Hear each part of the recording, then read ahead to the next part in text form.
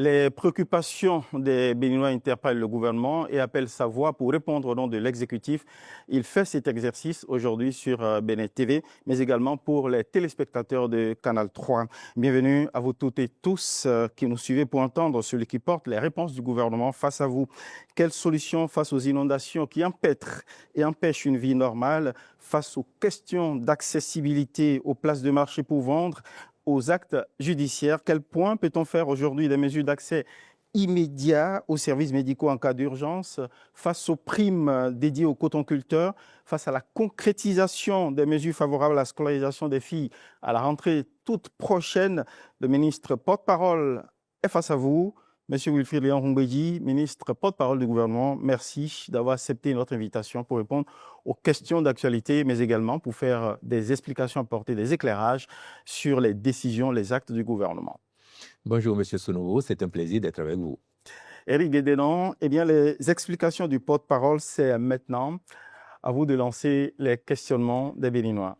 Merci à vous, Osias Sounouvo. Chaque mois, comme c'est de tradition maintenant, le Conseil des ministres prend des décisions qui touchent directement la vie de nos concitoyens, justice, éducation, santé, commerce, administration publique ou encore pouvoir d'achat. En parallèle aussi, l'actualité est rythmée par des sujets qui alimentent le débat public et appellent des explications de la part du gouvernement. Et c'est ce que nous ferons avec le ministre porte-parole du gouvernement, à qui nous disons merci pour sa disponibilité. C'est mon devoir. Chaque année, les mêmes scènes se répètent, monsieur le porte-parole. Des maisons inondées, des routes coupées. Les Béninois ont le sentiment que le pays subit les inondations sans jamais les prévenir. Que leur répondez-vous? Monsieur Guédénon, j'ai le sentiment que votre appréciation est quand même un peu trop corsée. C'est une interrogation. Nonobstant les situations conjoncturelles que nous observons lorsqu'il pleut abondamment. Mais de prime abord, nous avons tous intérêt à ce qu'il pleuve et à ce qu'il pleuve bien. Mais surtout, à ce qu'il pleuve à temps et pas à contre-temps du fait des changements climatiques et de leurs conséquences néfastes sur l'environnement et sur le quotidien de nos populations. Parce que quand il pleut bien, au moment où il doit pleuvoir, c'est bon pour l'agriculture, c'est bon pour nos agriculteurs, c'est bon pour nous aussi qui sommes dans les villes parce que nous avons de toute façon besoin de manger. Et il faut rendre hommage à nos agriculteurs pour cela. Maintenant, les pluies deviennent un problème lorsqu'elles arrivent à contre-temps ou lorsque subitement elles arrivent en telle abondance que cela nuit à la qualité de vie des populations, même si c'est pour un moment. Par exemple, avec les fortes pluies que nous connaissons sur Cotonou et dans la sous-région de façon générale, on a pu voir effectivement comment le temps des pluies, la congestion des voies est faite, comment les eaux stagnent un moment. Mais fort heureusement, parce qu'on parle du Bénin, mais les réseaux sociaux, les médias nous donnent également à voir la sous-région. Et on devrait se poser la question aujourd'hui de savoir si le Bénin, depuis quelques années, ne s'était pas engagé dans les investissements massifs, conséquents qu'il a réalisés pour améliorer le cadre de vie des populations, où est-ce que nous en serions? Parce que quand on regarde la sous-région, où on dénombre des morts, malheureusement, où des infrastructures sont détruites et où les eaux prennent carrément possession des rues, ça n'est pas encore le cas au Bénin et ça ne le sera plus, grâce justement aux investissements que nous avons réalisés. Mais pour rester sur l'actualité des eaux, on a vu effectivement, il y a 2 ou 3 jours, sur la liaison entre Calavi et Cotonou en particulier, au niveau du pont de Djonou, que nous appelons communément Wedonou, on a vu la préance de cette situation qui a fait que beaucoup d'usagers ont dû subir un détour énorme et des gens qui ont quitté Calavi pour Cotonou, même quand ils sont partis tôt pour échapper aux embouteillages traditionnels, ils ont mis à minima 1h30, 2h et c'était en fait 4h voire 6h à cause des détours inhabituels et de l'affluence aussi des voitures et des engins sur les routes. Mais là-dessus, je peux vous dire, nous avons été dans l'anticipation parce que vous devez vous souvenir, même si je pense que nos concitoyens qui nous suivent n'ont pas le souvenir de ce que je vais dire, vous au moins vous devez vous souvenir de ce que il y a 2 ans déjà, le gouvernement avait annoncé les travaux de reprise de ce pont de Djonou. Il aurait dû être déjà reconstruit totalement. Plus moderne, plus grand. Autant que le vieux pont de Cotonou, que nous appelons ancien pont. C'est ça. La décision avait été déjà prise de les réaliser sur budget national. Il se trouve qu'entre-temps, nous avons vu les choses en plus grand, plus moderne et futuriste, et nous sommes entrés dans un programme avec la Banque mondiale, un programme dit de mobilité urbaine. Et dans ce cadre-là, la reprise du pont de Djonou, comme celui de Cotonou, le vieux pont, s'agissant de lui, a été intégrée dans ce programme de mobilité urbaine. C'est ça qui a fait que la réalisation de ces deux ponts a été différée. Les accords ont déjà été signés, rassurez-vous, avec la Banque mondiale. Mais il fallait reprendre les études, structurer autrement les projets, parce qu'à terme, nous voulons également favoriser le transport fluvial. De Porto Novo jusqu'à Calavi, en passant par Cotonou, mettre en exploitation nos plans d'eau. Et pour ça, il nous faut des ponts d'une certaine dimension. C'est pour cette raison que le pont de Djonou est encore dans cet état et a malheureusement produit les inconforts que nous avons observés du fait de ces pluies. Mais quand la situation est arrivée, tout de suite, le gouvernement a apprécié et l'une des réflexions du chef de l'État a été de demander au ministre du Cadre de vie et des Transports de voir comment on accélère la réalisation de ce pont pour que dans les années à venir, nous ne vivions plus la situation qui a été enregistrée il y a quelques jours. Et dans l'immédiat, le ministre du Cadre de vie a pris les dispositions pour qu'avec une pelle amphibie, il y ait une intervention d'appoint qui soit faite là afin de faire drainer davantage les eaux en améliorant la profondeur pour que cela ne stagne plus au point de déborder et de créer les ennuis que nous avons connus. Cela dit, les travaux de reprise de ce pont dans le cadre du programme de mobilité urbaine devraient durer 2-3 ans quand ça va commencer, mais c'est pour dire qu'à l'arrivée, nous aurons de meilleurs conforts de circulation et que les eaux ne resteraient plus là, comme on a observé cette fois-ci. Et ça doit nous rassurer parce que quand nous voyons le programme qui a été fait dans Cotonou pour assainir, et pas que, habituellement... Vous voulez parler du PAPC, le programme d'assainissement Je veux parler pluvial. du programme d'assainissement pluvial de Cotonou en particulier, associé à asphaltage dans son ensemble, mais particulièrement le PAPC, qui, quand bien même, il n'est pas encore totalement achevé, nous permet aujourd'hui de vivre plus sereinement, malgré les pluies qui tombent, et même lorsqu'elles tombent en abondance, parce que les eaux sont mieux drainées, les exutoires sont connus, et les eaux vont vers leur lit naturel d'écoulement, ce qui fait que, contrairement à ce que nous observons ailleurs, les eaux à Cotonou aujourd'hui n'en imposent plus particulièrement aux populations. Donc, les perspectives sont plutôt très bonnes et je crois que nous devons être rassurés de ce que, avec la détermination du gouvernement, les travaux prévus seront réalisés et à partir de là, nous vivrons mieux et nous conjuguerons au passé certaines anomalies, certains inconforts que ces pluies nécessaires nous causent lorsqu'elles viennent trop en abondance et parfois à contre-temps. Au nombre des mesures urgentes, est-ce qu'il ne serait pas aussi intéressant d'envoyer sur le terrain, dans les rues qui sont envahies par les eaux, voilà, des véhicules pour aspirer, des véhicules camions-citernes pour aspirer les eaux là où c'est un peu surabondant, et puis regarder sur la carte de circulation les voies de contournement et justement les améliorer dans l'urgence. Mais vous savez que par rapport à la liaison de Calavier-Cotonou déjà, toujours dans l'anticipation, nous avons fait pas moins de 2 ponts. Aujourd'hui, vous avez le pont de Concorde et vous avez celui de Carrefour dit Aglouza. Ça, c'était déjà des voies de contournement qui ont été réalisées dans la perspective des travaux qui devaient être réalisés à Djonou, mais également pour le confort de façon ordinaire de nos populations. Et maintenant, la suggestion que vous faites, les mairies savent le faire. C'est d'abord le travail des mairies de le faire. Faudrait-il attirer l'attention et les interpeller? Je pense qu'elles savent très bien et il y en a qui le font. Par ailleurs, là où on sait que les mairies n'ont pas les moyens de le faire, l'État a mis en place une solution structurelle à travers le Fonds 4. Il y a un fonds qui est dédié à la prévention et à la gestion des catastrophes et autres risques. Et ce fonds a identifié une trentaine de nos communes qui sont susceptibles d'être inondées chaque fois que les pluies sont abondantes en raison de leur disposition naturelle, géographiquement parlant, où il y a les cours d'eau qui connaissent des creux à des moments donnés.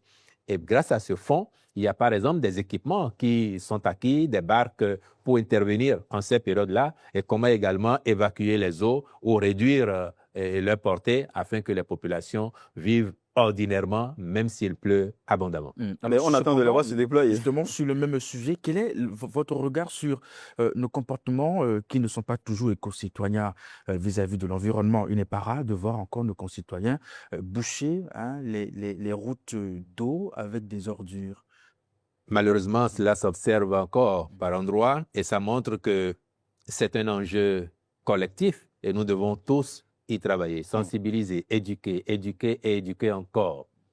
Il n'est pas rare, en effet, de voir aux abords de nos rues des populations sorties de chez elles ou bien des gens qui tiennent boutique venir et s'abaisser au niveau des regards. Pour le baignoire commun, vous parlez des ouvertures sur les caniveaux. Sur les caniveaux, ils déversaient toutes sortes d'ordures, pas seulement les eaux. Vous avez des restes, vous avez des déchets solides et tout. Toutes choses qui, effectivement, avec l'accumulation, finissent par boucher les caniveaux et empêcher les eaux de circuler normalement. Et c'est une des causes aussi. C'est pour ça que certaines mairies qui ont les moyens et aussi la SGDS, la CIRAT, font le travail régulier du curage des eaux. Mais là où les équipes ne sont pas encore intervenues ou là où l'accumulation a été de trop, effectivement, il y a les eaux qui prennent possession des lieux et qui créent les dégâts. Donc, c'est un défi qui nous est lancé à tous de sensibiliser nos concitoyens qui ne comprennent pas toujours la portée des gestes inciviques qu'ils posent afin de leur comprendre que ces gestes-là peuvent à terme créer des nuisances à tout le monde, y compris à eux-mêmes. Ozias, on va évoluer sur les grandes décisions du gouvernement. Monsieur le porte-parole, ce fut un mercredi heureux pour certains de nos concitoyens qui ont été désignés pour siéger au sein des institutions, notamment le Sénat, mais aussi le CES. Alors, comment convaincre les Béninois que ces choix reposent d'abord sur les compétences et non sur des considérations politiques? Il y a des institutions qui sont par essence politiques, il y en a qui sont par essence techniques et il y en a qui ont besoin d'un alliage des deux, un peu de politique, un peu de technique. Et je crois que le CES n'échappe pas à cette règle-là. Le CES, il y a des politiques et il y a des techniques, il y a des professionnels. Parce que regardez les codes de provenance des membres du CES. Certains viennent du secteur de l'artisanat, d'autres de l'agriculture, d'autres sont des élus consulaires, ils viennent de la Chambre de commerce et d'industrie du Bénin, d'autres sont désignés par les partis politiques, d'autres encore par le chef de l'État. Mais dans tous les cas, même ceux qui sont des politiques ont un profil donné. Au plan académique, ils ont une formation. Donc, il ne faut pas, à mon avis, se préoccuper de savoir est-ce qu'ils répondent à des critères techniques ou exclusivement politiques. Ce qui doit nous importer maintenant, vous entendez quand même cette critique qu'on essaye de faire tout pour caser des copains politiques au sein des institutions, pour satisfaire les appétits politiques. De ce point de vue-là, si quelqu'un a envie d'être casé, il sait ce qu'il a à faire. Regardez le gouvernement. Le président Wadaye a formé un gouvernement, le président Talon avant lui, et vous avez vu d'éminentes personnalités qui n'ont jamais mis un pouce ou un orteil en politique. Parce que ce sont des techniciens qui ont été appelés comme tels. Regardez plein de nos structures publiques, du périmètre de l'exécutif, dédiées à la prise en charge de certaines questions qui doivent participer à l'amélioration globale des conditions de vie des populations.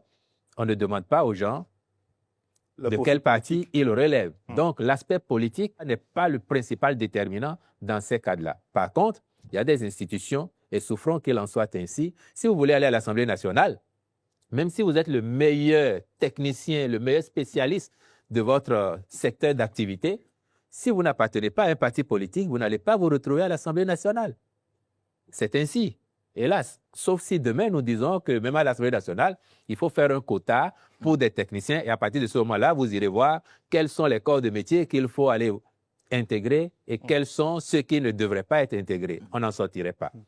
Le Sénat, par essence, lui, il est davantage, encore plus politique, mais alliant également de la technicité parce que vous avez des anciens présidents de la République, des anciens présidents de l'Assemblée nationale, des anciens présidents de la Cour constitutionnelle, des gens qui ont été au commandement des forces de défense et de sécurité. Et si tout cet ensemble ne fait pas les 25 prévus, la différence est apportée par le président de la République et le président de l'Assemblée nationale. Donc, ceux qui ont été nommés pour aller au Sénat, si les membres de droit atteignaient le nombre de 25, les 14 personnes qui ont été désignées mercredi ne l'auraient pas été. Voyez-vous? Donc, oui, pour que nous ayons des institutions pertinentes, efficaces, et cela me permet de revenir sur le CES. D'accord. Parlons-en. Il y a eu une réforme ambitieuse du Conseil économique et social pour en faire une institution davantage au service de la population et du développement de notre pays. Et nous avons vu comment, pendant le mandat transitoire qui s'est achevé là, l'équipe, avec son président en tête, a pris à cœur sa mission, a écumé notre pays, a tenu des rencontres avec les populations pour leur apporter le message de la République, des institutions, leur expliquer telle décision, telle loi. Ça montre l'efficacité d'une telle institution et désormais, la pratique ne devrait pas déroger à ce qui a été institué grâce à cette réforme. Et je crois que les populations apprécient bien de voir un Conseil économique et social plus proche d'elles et plus efficace aussi que cela n'a été par le passé. Et puis, je finirai avec le souci de rationalisation qui anime les dirigeants que nous avons aujourd'hui. Notre pays dans son ensemble, parce qu'au-delà des dirigeants, c'est tout le peuple béninois qui va dans ce sens. On vient de modifier la loi sur le Conseil économique et social en lui intégrant les fonctions du médiateur de la République. Jusque-là, il y avait une institution à part, la médiature, mais désormais, on sait que le premier vice-président du Conseil économique et social va porter les responsabilités de médiateur de la République. Cela participe aussi donc du souci de rationalisation et d'efficacité de l'action publique au service de nos citoyens. On entend bien les arguments, les explications que vous donnez sur notamment la question de la rationalisation des institutions et des ressources de l'État. On sait combien le gouvernement il est chatouilleux sur l'utilisation du denier public, du franc du contribuable. Mais justement, c'est sur ce détail que les citoyens continuent de renacler sur ce qu'ils considèrent comme le coût un peu onéreux des institutions de la République, telles que le CES, voire le Sénat.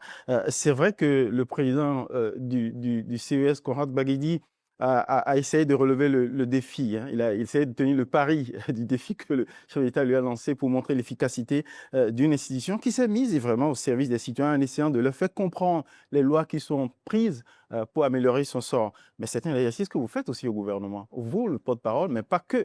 Il arrive bien souvent des séquences de la vie publique où le gouvernement, des membres de l'Assemblée nationale, des élus descendent sur le terrain pour faire ce qu'on a appelé reddition de comptes. Donc les citoyens se demandent pourquoi finalement on crée des institutions politiques pour utiliser par trop le denier public. Qu'est-ce que vous répondez à cette critique? Mais vous observerez que ce sont des actions complémentaires. Le porte-parole du gouvernement, les ministres conseillers, quand ils ont l'occasion d'aller également sur le terrain à la rencontre de nos concitoyens, effectivement, font cet exercice. Mais nous sommes quand même quelques 13 millions de Béninois à minima. Le Conseil économique et social a l'avantage par ailleurs d'être délocalisé dans nos départements. Et donc d'avoir plus de représentants de la population que le gouvernement. Le gouvernement, c'est 24-25 personnes. Le Conseil économique et social, c'est la centaine de personnes. On connaît l'énergie du porte-parole qui lui aussi... Cela ne suffira jamais. Il parcourt... oui, mais cela ne suffira jamais. Le porte-parole du gouvernement, déjà, par exemple, ne parle pas toutes les langues du Bénin. Il ne peut pas parler pertinemment partout à tous les Béninois, sauf à se faire assister chaque fois de traducteurs. Les membres du Conseil économique et social, à raison de leur provenance, qui fait que tous les départements sont représentés, pratiquement même toutes les communes sont représentées, quand ils vont sur le terrain, au-delà d'intervenir en français, peuvent faire directement l'exercice avec nos populations dans les langues les plus parlées afin que le message passe, c'est ça, que la compréhension, la proximité de l'institution. Et cela a un intérêt justement pour les populations parce que lorsqu'elles comprennent mieux, elles sont davantage civiques, elles sont davantage de bons citoyens et de bonnes citoyennes. C'est de ça qu'il s'agit. Vous avez évoqué justement tantôt le souci de rationaliser les dépenses publiques. Alors, cela n'a pas empêché quand même l'État à la mise en place du Sénat, où on a fixé des critères qui font appel à des gens qui ont déjà servi la nation. Pour quels besoins? On continue encore par s'interroger sur l'utilité de cette institution et même sur son opportunité. Je ne vois pas le lien. Même si vous preniez des novices, des gens qui n'ont exercé aucune fonction avant, et qu'on les mettait au Sénat, il faut bien leur payer le prix de leur travail, n'est-ce pas? Mais ici, vous avez des gens, comme vous dites, qui ont déjà exercé des fonctions et qui, pour certaines d'entre elles, ces personnes, ont une retraite. Donc, imaginez bien que chacun aura ce à quoi il doit avoir droit et pas plus que ça. Et maintenant, encore une fois, ce qui doit nous préoccuper, c'est l'importance, l'efficacité de ces institutions sur la vie de notre pays. Qu'est-ce que ça nous apporte de plus? Nous avons eu l'occasion largement de parler du Sénat, de ce que cela va apporter de plus dans l'architecture institutionnelle de notre pays, mais également dans la stabilité du pays, l'entretien de la bonne cohésion, de l'unité nationale et plein d'autres vertus attendues du Sénat et de ses membres. Et je pense que les Béninois l'ont tellement bien compris qu'à un moment donné, ils se demandaient même quand est-ce que le Sénat sera finalement mis en place. Est-ce que le président Wadayi va accélérer les choses pour que le Sénat, enfin, puisse être mis en place et commencer ses activités? Là, vous parlez au nom de ceux qui espéraient y siéger. Oh, pas forcément. Mais c'est quand même au sein de cette opinion qu'on entend des critiques du genre, on prend les mêmes et puis on recommence. Voilà, depuis ces 30 dernières années, c'est des noms que nous avions entendus et qui sont revenus encore. Surtout qu'on pensait que les réformes politiques du président Patrice Talon pour rationaliser la vie politique et la fonction politique, justement, pas au détriment du dîner du contribuable, eh ben, certains qui étaient à la retraite sont remis en selle. Mais pourquoi vous vous priveriez d'expérience et d'efficacité de personnes qui ont eu l'occasion de faire leurs preuves? En l'espèce, s'agissant du Sénat, la loi a dit, donc prescription légale, les anciens présidents de la République. Oui. Bon, c'est des gens qu'on a déjà vus, qui ont fait leurs preuves. Mais la loi dit que ces personnes vont siéger au Sénat. La même loi dit que si vous avez été président de l'Assemblée nationale ou de la Cour constitutionnelle et que vous avez exercé au moins la moitié du mandat, vous êtes éligible pour siéger au Sénat comme membre de droit. Et puis, il y a d'autres personnes, j'ai dit, notez-le bien, si à un moment donné de la vie du Sénat, les membres de droit atteignent les 25, il n'y aura aucun besoin d'aller chercher d'autres personnalités pour les compléter, comme nous avons vu hier. Mais comme il s'agit du Sénat, de cette instance de sages, comme on a eu l'occasion de l'expliquer, nous savons tous que l'expérience accumulée par ces personnes qui en ont tellement vu contribue à leur sagesse. Vous et moi aurions été appelés au Sénat que justement l'opinion s'interrogerait pour dire, bon, si encore c'est un ou deux plus jeunes, mais qui ont un tel vécu, qui peuvent apporter quelque chose, ça passerait. Mais si 5, 10 ou plus qui n'ont pas grande expérience de la vie s'y retrouvaient, on s'interrogerait légitimement sur, la pertinence, comme vous dites là, la pertinence des choix, exactement. Alors, je comprends bien la logique de votre argumentaire. Alors, ce n'est pas pour jeter de discrédit sur les choix qui ont été faits.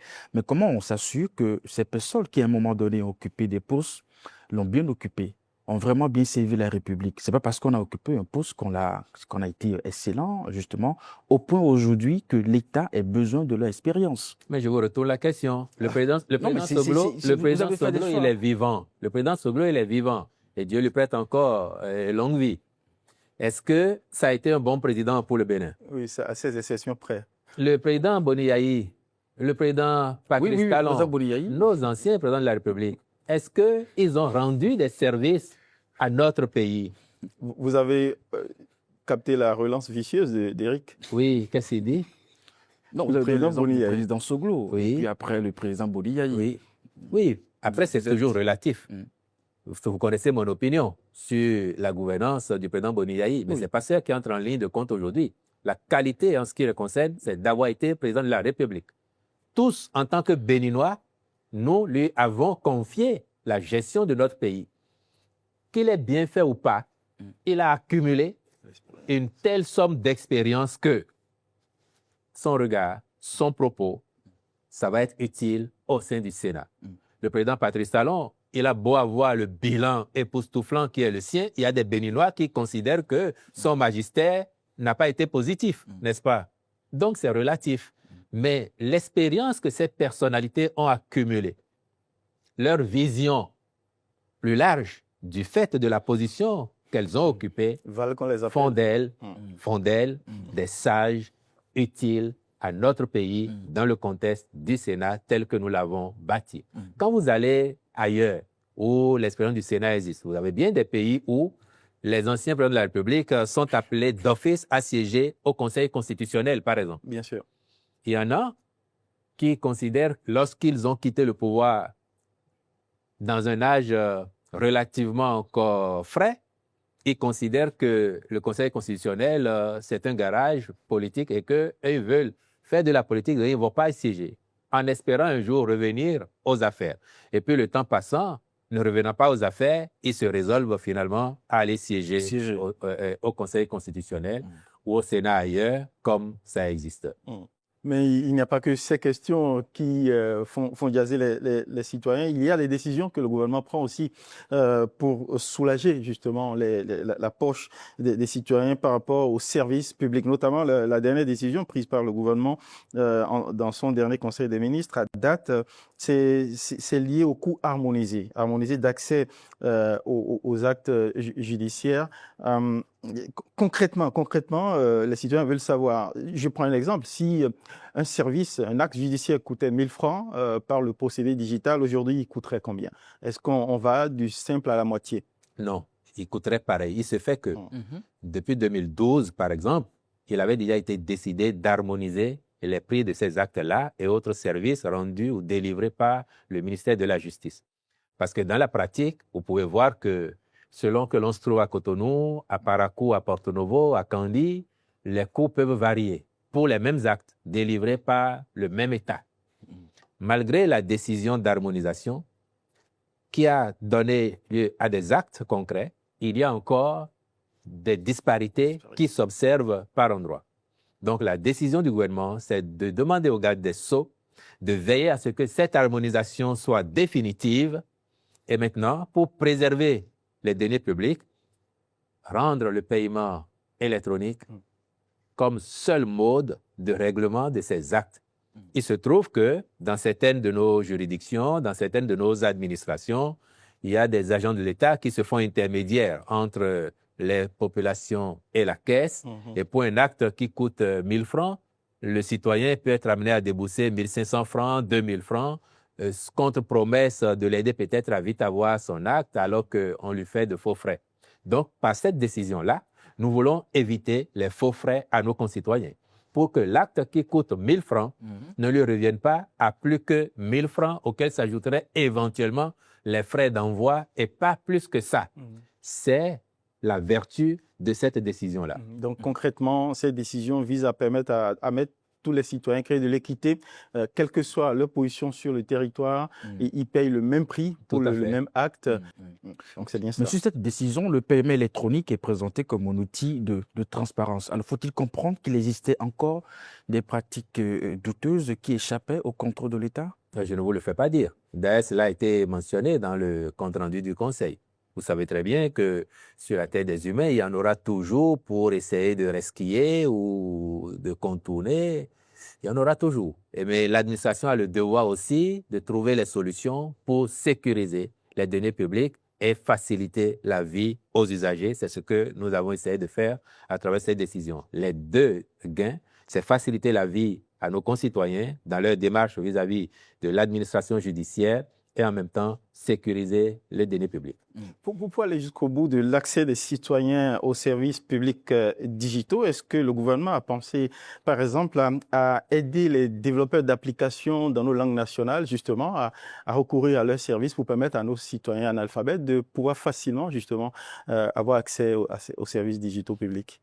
En mettant en place un ministère de la transformation digitale et de l'innovation, le président Roumel Wardani pense exactement comme vous venez d'exprimer votre réflexion et le ministre et ses équipes sont chargés justement de faire en sorte que dans les temps à venir, nous ayons le maximum de solutions possibles à offrir à nos concitoyens et à offrir au reste du monde aux besoins. Éric Guédon, il y a aussi une mesure visant la baisse des redevances pour accéder aux places des marchés. Absolument. Concrètement, qu'est-ce que ça va donner? Oh, vous savez que quand on a construit les marchés modernes, qu'ils soient régionaux ou urbains, nous avions déjà fait une étude et discuté avec les marchands, généralement les femmes, puisqu'elles sont les plus nombreuses, pour voir quel devait être le niveau de redevance supportable objectivement par elles. Et c'est en tenant compte de ce qu'elles avaient indiqué que nous avions fixé les redevances. Et je dois souligner que les redevances retenues étaient largement en dessous de ce qui aurait dû être payé si on était dans la logique de faire supporter la construction des infrastructures à nos populations. Parce qu'il y a une part budget national et il y a une part aussi ressources extérieures collectées pour le faire. Et donc, on n'a pas appliqué les justes prix. Malgré cela, les femmes, les marchands en général, à l'expérience, disent que le niveau de redevance reste quelque peu élevé. Lorsque dans un marché, vous payez 300 francs par jour ou 600 francs par jour, il y en a qui considèrent qu'il aurait fallu être à 400 plutôt que 600. Et partout où le candidat Ouaddaï est passé, et les femmes qui étaient présentes ont évoqué ce sujet. Et le président Talon avait déjà mis en place une équipe pour réfléchir à la question. Le président Ouaddaï a renforcé cela et effectivement a regardé et dit s'il faut que le gouvernement fasse un effort supplémentaire, comme ça a été annoncé justement dans le compte-rendu du Conseil, en demandant au ministre des Finances d'apporter un peu plus de subventions pour qu'on puisse réduire les redevances, et bien que cela soit fait. Et effectivement, sur cette base-là, le gouvernement a demandé à la ministre du Commerce intérieur de voir avec ses équipes de l'ANAGEM afin que les décisions subséquentes soient prises. Et l'ANAGEM a tout de suite réagi après, de sorte que quand vous allez désormais, pour compter du mois de juillet, dans les marchés, là où on paye 21 000 francs le mois, ça va être désormais 15 000 francs. Là où vous payez 18 000 francs le mois, ça va être désormais 12 000 francs. Dans les marchés régionaux où on payait 7 500 francs le mois, ça va être 5 000 francs. Et dans les mêmes marchés urbains, il y a des magasins, il y a des entrepôts, il y a des boutiques. Là également, les loyers sont revus à la baisse. Il y a par exemple des entrepôts qui coûtaient 2 125 000 francs le mois, qui vont coûter désormais 1,5 million. Donc, on a renoncé à 625 000 francs le mois, par exemple, sur ce type de locaux. Mais c'est à gagner sur la durée. Pour nos populations, cela représente du pouvoir d'achat qu'on leur concède. Et l'État fait un effort supplémentaire en mettant les subventions qu'il faut parce que quand on regarde le standing de ces infrastructures, il faut quand même bien les entretenir pour qu'elles soient toujours plus attractives et qu'on puisse en réaliser aussi ailleurs, là où il n'y en a pas encore et où les attentes sont massives. La baisse de la redevance peut stimuler l'envie de certains marchands qui n'avaient pas de place à en chercher à occuper. Est-ce qu'il y a d'autres programmes de construction de marchés justement pour augmenter les places? Déjà, dans la plupart des marchés, il y a de la place parce que, souvenez-vous que nous avons fait généralement plus de places qu'il n'y en avait dans les marchés qui ont été reconstruits. Donc, il y a encore quelques places par endroit à prendre. Et le programme de construction de nouveaux marchés n'est pas achevé. Il y a bien des localités qui attendent aussi d'avoir leur marché. Il y en aura dans les années à venir de nouveaux marchés. Alors, c'est vrai que l'État n'a pas de réduction. Est-ce que dans la démarche, on s'est quand même rapproché de ces bords d'âme au niveau des marchés pour savoir, peut-être en termes d'appréciation, à quel prix elles auraient aimé que l'État fixe ces tarifs? Peut-être que ce que l'État considère comme baisse, peut-être que ce n'est toujours pas le cas pour ces bords d'âme au niveau des marchés. Non, bien sûr, je vous ai dit, déjà à l'origine, elles ont été consultées. Les prix avaient été fixés de façon participative. On a discuté avec elles et on a fait une moyenne de tout ce qui a été avancé comme proposition par les vendeuses elles-mêmes. Aujourd'hui, je vous assure qu'avec les baisses qui ont été consentis et qui vont parfois jusqu'à hauteur de 40%, 30%, en tenant compte des différentes catégories de stands, de boutiques. C'est très apprécié par les dames. Et la question a un vice, c'est qu'en fait, si on avait les moyens de dire, bon, ça va être gratuit pour tout le monde, c'est ce que vous aurez peut-être souhaité. Certaines familles, elles, auraient souhaité ça. Absolument. Si on avait les moyens de dire que ça va être gratuit pour tout le monde, on l'aurait fait, mais nous ne sommes pas encore aussi riches en tant que pays pour faire ça. Et le minimum qu'on demande à nos marchands, des marchands, c'est d'apporter leur contribution pour que l'État assure l'entretien régulier et le maintien en bon état de service de ces infrastructures afin qu'eux-mêmes et elles-mêmes continuent à avoir envie d'y aller, que les populations aient envie d'y venir et qu'ailleurs on n'a pas encore fait et que nos populations les attendent, que nous puissions en réaliser aussi pour les autres qui n'en ont pas encore reçu. Est-ce que la mesure concerne seulement Tokpa Yoyo et Tokpa Daro? Non, avec ce que je viens de vous expliquer, vous comprenez, c'est aussi bien Tokpa Yoyo, Tokpa Daro, les autres marchés urbains et les marchés régionaux, qu'il s'agisse de Glazoué, de Pao et ailleurs. Alors, est-ce qu'on peut espérer avec ces baisses que cela peut avoir une influence au niveau du prix de produits dans ces marchés-là? Ah bien, ça c'est une belle question et je vous enverrai poser la question aux marchands et aux marchands dans ces marchés. Un suivi. Parce que ça c'est pas notre rôle, mais votre question elle est intéressante. Comme il m'arrive de chahuter souvent nos amis émigrants, vous savez que quand à Cotonou on n'avait pas encore d'aussi belles rues, et il y a des déplacements, quand vous devez les effectuer, vous appelez un émigrant, il va vous dire la voie n'est pas bonne. Donc, ils vous taxent en conséquence. C'est ça. Mais depuis qu'on a de belles routes, ils ne vous disent pas « Oh, les rues sont meilleures, maintenant on roule mieux, il y a moins de désagréments pour nos engins, et donc nous allons baisser les prix. » Bon, j'espère que nos mamans, qui sont des gens honnêtes et braves, tiendront compte de cela aussi pour peut-être réduire leur marge bénéficiaire sur les produits afin que la mesure impacte l'ensemble de nos populations. Dans son dernier conseil, le gouvernement a pris une mesure favorable au e-learning au plan national pour développer l'accès au savoir dans l'espace éducatif public. Mais si, sur votre respect, le e-learning sans courant, sans Internet partout, c'est quasiment le bug learning ou le e-learning pour les seuls connectés. Et même si nous avions déjà le courant partout, il y aurait des moments où, du fait des intempéries de toutes sortes, il y aurait des coupures. Ça n'empêchera pas le e-learning d'exister. Nous sommes dans une démarche futuriste, ambitieuse pour nos jeunes. Leur offrir le monde à partir de chez eux. Parce que les ressources pédagogiques que le e-learning va permettre d'avoir à disposition ne seront pas que des ressources pédagogiques béninoises. Il y en a qui viendraient de partout le monde, fournis par les plus éminents spécialistes de leur secteur. C'est la perspective. En plus d'offrir à nos jeunes demain la possibilité de continuer à s'émanciper dans leur milieu naturel et objectif de vie, de leur éviter des tracasseries, c'est la perspective. Donc oui, aujourd'hui, le Bénin n'est pas encore électrifié de partout, mais cela ne peut pas être un obstacle dirimant à la mise en place de mesures ambitieuses qui facilitent la vie à nos populations.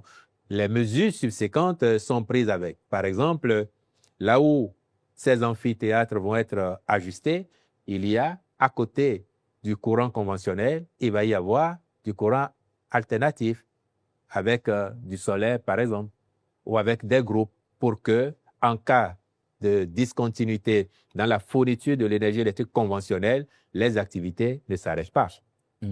Donc le risque que cela puisse créer une forme d'inégalité, c'est un risque que l'État assume. Déjà aujourd'hui, vous n'avez pas des universités dans chaque commune. Il y a des pôles. Et dans le cadre de ce programme-là, il y a des pôles qui ont été définis pour que les centres de mise en œuvre soient disponibles un peu partout sur le territoire national, au plus près de nos populations, autant que cela est possible.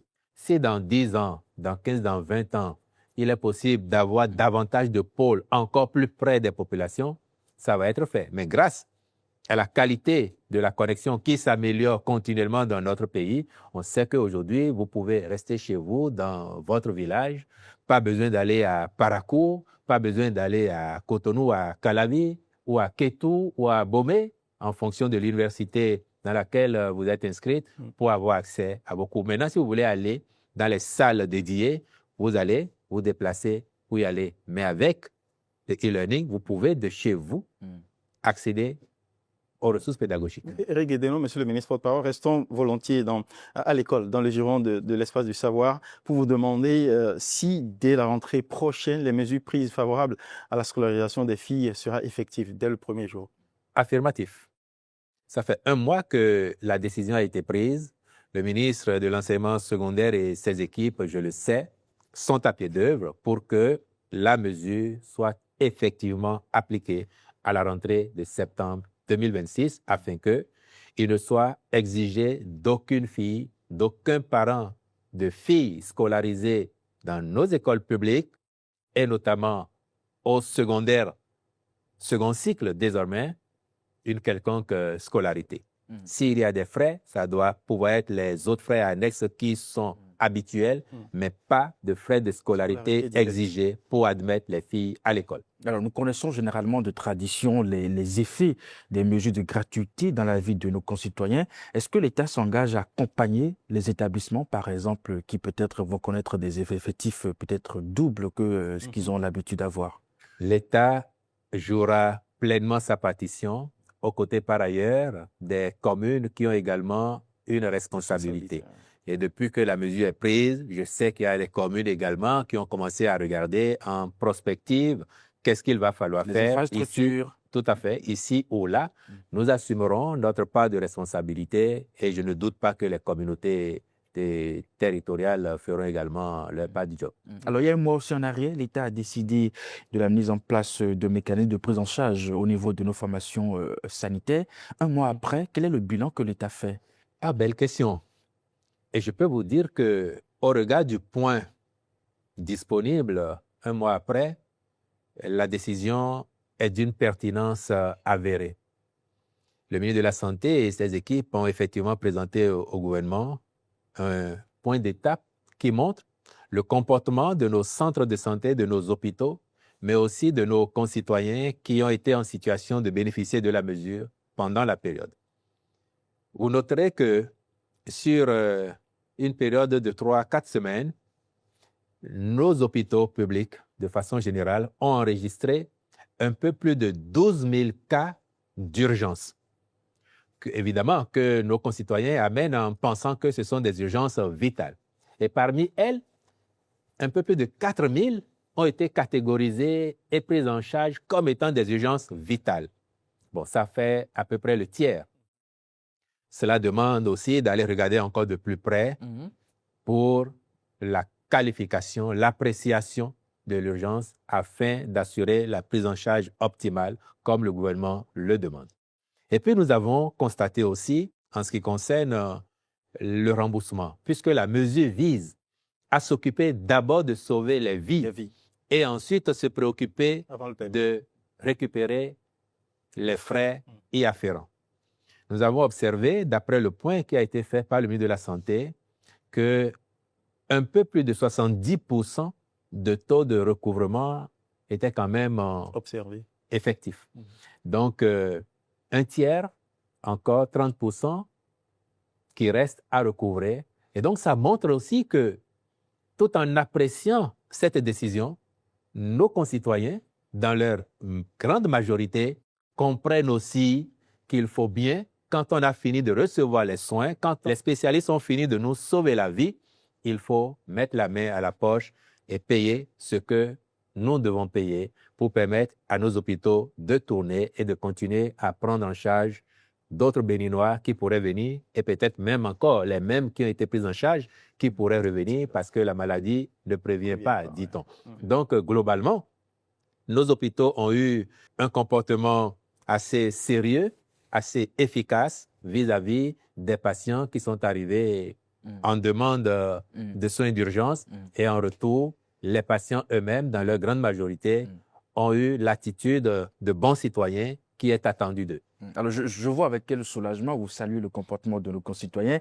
Et Oui, ça dit qu'au départ, vous aviez des doutes, l'État avait des doutes, c'est ça? S'il vous plaît, c'est essentiel L'État avait parce des que doutes vous sur la évoquez la façon gratuité tout à l'heure. Même quand on a parlé des espaces marchands, vous évoquez la gratuité. Et on pouvait avoir des doutes parce qu'au départ, quand la mesure a été annoncée, il y a bien certains de nos concitoyens Vous pensez que qui se sont rendus dans des centres de santé, par exemple, pour être concret. Et quelqu'un est allé avec sa femme en travail. Et après, il dit au médecin qu'il ne va rien payer parce que de toute façon, le gouvernement a dit que c'est gratuit, je ne paye rien. Et il a fait un peu d'histoire. Donc, on pouvait craindre que les uns et les autres, amalgamant, se disent, bon, tout est gratuit. Non, on n'est pas encore à l'étape du tout gratuit. Le jour où le Bénin sera suffisamment riche pour décréter que les soins dans les hôpitaux publics seraient gratuits pour tout le monde, je suis convaincu que les dirigeants qui seraient là en ce moment-là n'auraient aucune gêne à dire que c'est gratuit. Pour le moment, nous n'en sommes pas encore là. Mais nous voulons que dans nos hôpitaux, nos compatriotes n'aient pas peur de s'y rendre parce qu'ils n'auraient pas d'argent sur eux, ou que quand ils vont y aller, ils ne soient pas pris en charge par les agents de santé simplement parce qu'ils n'auraient pas apporté de l'argent.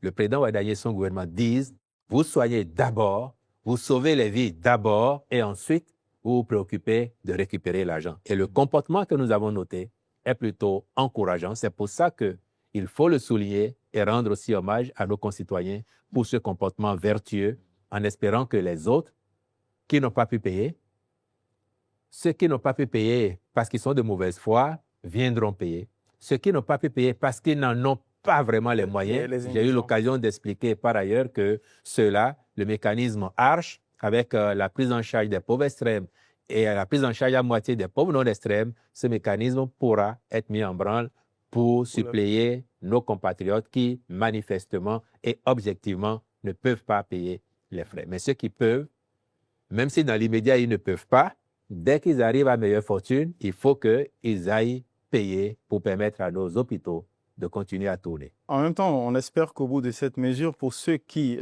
au-delà de ceux qui ont de la mauvaise foi, les indigents, le gouvernement s'attacherait à faire éviter à certains responsables d'hôpitaux ces mesures confiscatoires des malades qu'ils soignent et qui se retrouvent dans l'indigence de pouvoir faire face aux soins. Mais vous ne verrez plus ça, justement.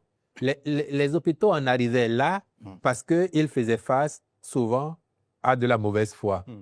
On sait bien qu'il y a des gens qui n'en ont pas les moyens, mais on sait aussi qu'il y a beaucoup qui, par mauvaise foi, ne se pressent pas de payer. Donc, les responsables d'hôpitaux qui le faisaient, ils reçoivent certes des subventions de l'État, mais ces subventions ne suffiront jamais pour leur fonctionnement. Si ça suffisait, tout serait gratuit.